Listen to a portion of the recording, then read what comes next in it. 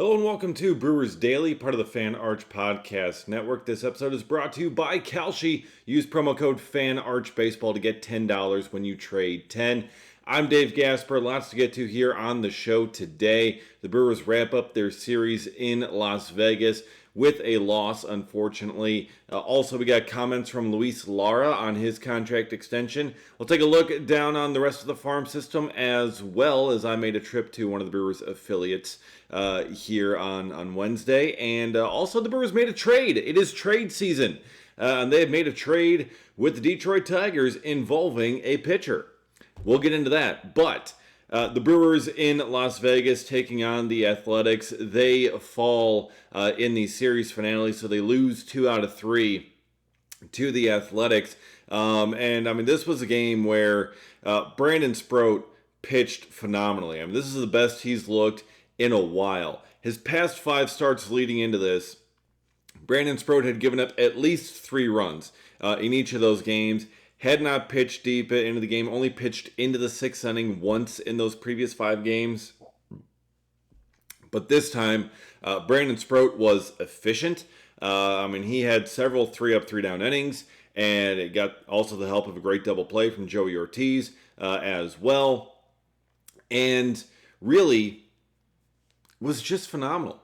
I mean, he's showcasing the upper 90s heat. He's mixing and matching. He was working with Gary Sanchez, trying to figure out what pitch to throw. Got it. I mean, they had a great conversation there. I want to throw this pitch. Okay, well, fine. How about we do this instead? So they end up making it work. And Brandon Sproat, 68 pitches over 6 innings, giving up just 1 run on a solo shot to Alika Williams, who had his first career home run. Congrats to him. But the Brewers were up 3-1 when Brandon Sproat left this game, twirling an absolute gem at 68 pitches. And Pat Murphy turns it over to Chad Patrick, who has been really, really good out of the bullpen. And Chad Patrick, in the span of about 7 pitches, blew the lead that the Brewers had. Giving up a couple of homers, and it was just, it was tough. It goes home run, double, home run in the 3 batters that he faces. Pat Murphy then has to make the move. And it was rough. It was a rough one for Chad Patrick, and I know he's certainly going to be wearing that on himself. And he looked very frustrated after that one, and understandably so. I mean, that was a horrendous outing from Patrick, but he's been so good, especially in that role all season. Since the Brewers moved him there about a month ago into the bullpen, just wasn't his night. On Wednesday night. So Patrick ends up wasting it there. The rest of the bullpen kind of locks it down from there, and the Brewers were down 4-3. But even in that ballpark, even in that run-scoring environment, even though the wind wasn't quite blowing out as much, Brewers just were not able to get much of anything going. They had a couple of home runs early to jump out to the 3-run lead that they had, but could not add anything else on afterwards.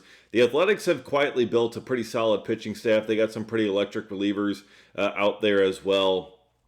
And, I mean, even though their starter, Perkins, had like a 6-something ERA, it was still, they have a really good bullpen, and they were able to lock the Brewers down for those final couple of innings and secure that 4-3 victory for the Athletics. Unfortunately, not for the Brewers. Also, Pat Murphy kind of going all out in the 8th inning, pinch hitting for his left side of the infield, pinch hits for Joey Ortiz, pinch hits for David Hamilton, and having William Contreras up with 2 on, 1 out in the 8th inning, and Contreras grounds into a double play. Like the absolutely last thing that you can do, and one of the worst guys you could have trying to run out and try and beat out and prevent a double play is Contreras, and he hit it right to the bag, essentially at second, and it was tailor-made.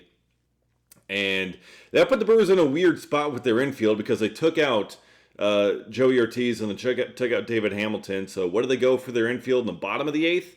They moved the right side of their infield to the left side.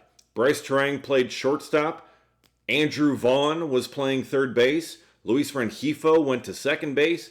And Gary Sanchez took over at first base. So These guys take ground balls at different spots on the field all the time. Pre-game, Andrew Vaughn, I have seen plenty of times take ground balls over at third base. Bryce Terang will move around. Joey Ortiz will move around. All these guys do, and it's for games like that where that happens, and it ends up becoming useful for them. So. But the Brewers, I think, are just very happy to be done with Las Vegas and be returning to American Family Field here. All right, and one that we may hopefully see in American Family Field soon is Luis Lara, recently signed to a 7-year contract extension. And we in the media got a chance to talk with Lara on Wednesday afternoon, just kind of about his contract and about just him in general and how he's feeling. So I was able to ask Lara just kind of about how this whole timeline kind of shook out for him, how long these talks had been ongoing, his reaction to it, and this whole deal for Luis Lara, the contract extension, it all started only about 2 weeks ago. The Brewers first approached him about 2 weeks ago. The last week has been spent with Lara not playing and just all of this getting finalized. I mean, he was in the lineup one night for Nashville, gets scratched late, and then he's not seen for basically the rest of the series. And then all of a sudden on Tuesday it comes out, hey, this contract is done here. So it all came together very quickly. Lara also talking about his progress. I mean, especially at the plate this year, being able to hit for a higher average, hit for more power. He puts in a lot of work, and Adam McCalvey also had a wonderful story about this over on MLB.com about how he's worked with the Contreras brothers. I mean, obviously William Contreras on the Brewers here has helped, but William and his brother Wilson obviously are working out together in the offseason. They're working out down in Miami. Luis Lara has been working out with them for the past couple of off seasons, and he's kind of gone under Williams' wing a little bit and kind of helped mentor him. And they worked on some hand placement changes. They worked on some other things and just kind of overall getting stronger. And I mean, Luis Lara has taken that to heart, and he has really kind of developed here and blossomed this season with the power. And William Contreras, obviously a big part of that. Apparently, Lara called Contreras to talk about the offer that the Brewers were giving him before he even called to tell his parents that it was going on. I mean, could you imagine someone coming to you with a $30 million contract offer, and the first person you call isn't your parents when you're a 21-year-old in a foreign country? I mean, that's a little bit wild to me, but also it just kind of speaks to the relationship that he has with Contreras. I'm obviously spending a ton of time with him, being in the same organization. I mean, that he really has been a mentor to Lara, so it does make a lot of sense. And Contreras obviously is going to have a lot of really good experience to speak on and wisdom to impart on Lara. And so that was just kind of a really cool part of it as well. But I think he's certainly just excited to be able to get back to playing and earning his keep and earning his way up to the major league level very soon, and just getting that sort of financial security too, to have that $31 million just locked in, guaranteed. Your financial future, your family's financial future is set for the rest of your life with that kind of money. So very happy for him. He's very excited, and understandably so. I'm just excited to see him actually get called up to the big leagues at some point here when there is a roster opportunity. And there's plenty of opportunities on Kalshi every single day to be making yourself some money, because you can trade every single game. And the scores for this one were a bit lower than the previous ones in Las Vegas, so taking a little bit of a hit there, but still, we can rebound lots of different games. I mean, who knows? I mean, you could have had the Spurs at halftime of the NBA Finals there, and oh boy, that would have been something. I wonder what the percentages were for the Knicks at halftime for that game, because you could have made quite a bit there. But looking at the Brewers' upcoming game against the Phillies, the Brewers, if you look at this, right, wait, there we go. Nope, other way. Yes, I got to figure out which way to point with this thing.